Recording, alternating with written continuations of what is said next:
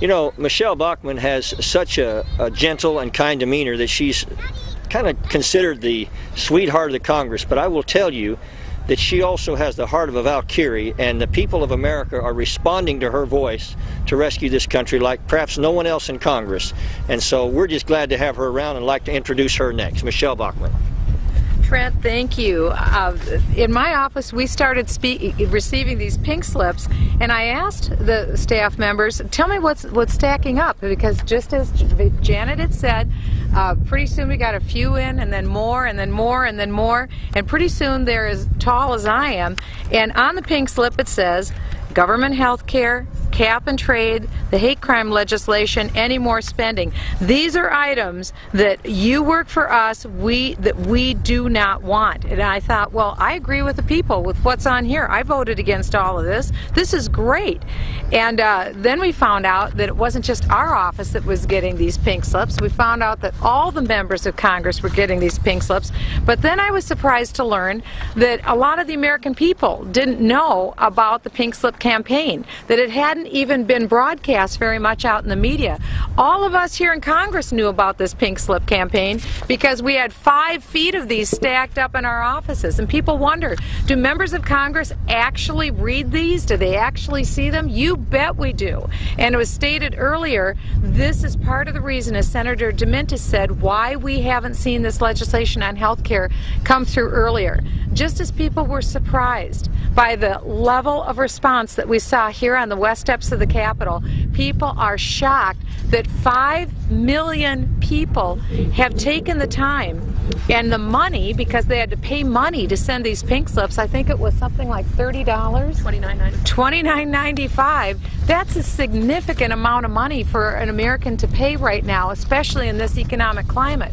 So if you assume that that comes out of a household, nearly $30, this is an overwhelming response. They have my attention, and I hope that the American people will have the attention of every member of Congress up here, because after all, we work for them. We're not here to work for ourselves. So I encourage Joseph Farah, thank him for WorldNet Daily for the work that he's done to put this movement together, and also for Janet Folger. I thank her for putting this movement together, because it puts members of Congress on notice. We can't say that we didn't know where the heart of the American people are. And the heart of the American people is today where it always has been, on the side of fiscal responsibility, and that's where we stand as well. Thank you. I'd like to introduce Joseph Farah now, the CEO of WorldNet Daily. He's a guy that pretty much understands how this all came about. So, Joseph? Thank you very much.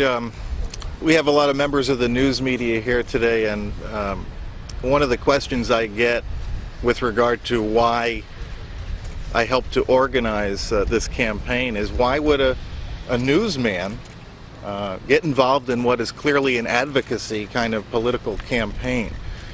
And the answer to that question is very simple. I'm an American first and a journalist second.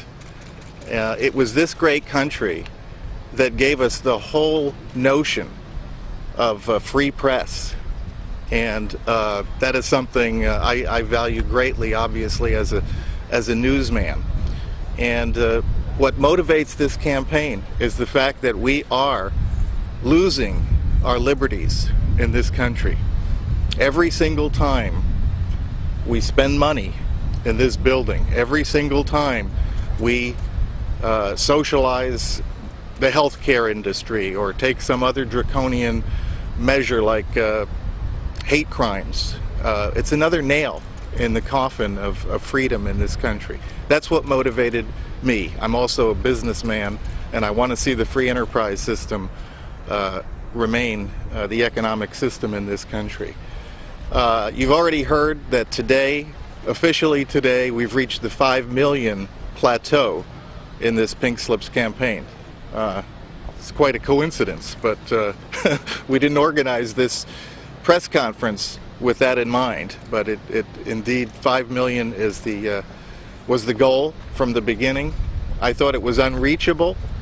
Janet Porter told me, "You have no idea how deep the anger is across this country, and we need to give people an outlet for expressing their concerns about the direction of this country. She was right.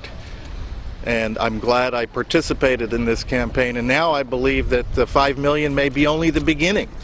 This is the first media attention outside of WorldNet Daily that this campaign has received.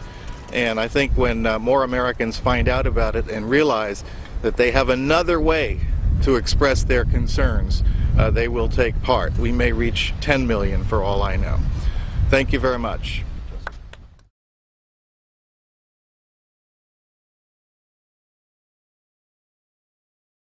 The first item is it says government health care. Why don't we want government health care? Well, because it's tax-funded abortion. And yes, we saw the Stupak Amendment. We're very grateful that it was taken out in the House. But the plan has been all along to put it back in. And so we're standing against it. And our hope is, of course, it stays out. With rationing, with euthanasia, also life at the other end of the spectrum, we're concerned about that, too.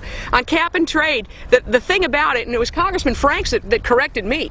I said, we're standing against the largest, you remember this on the radio, I said, we're standing against the largest tax increase in American history. He says, no, Jan, you're wrong.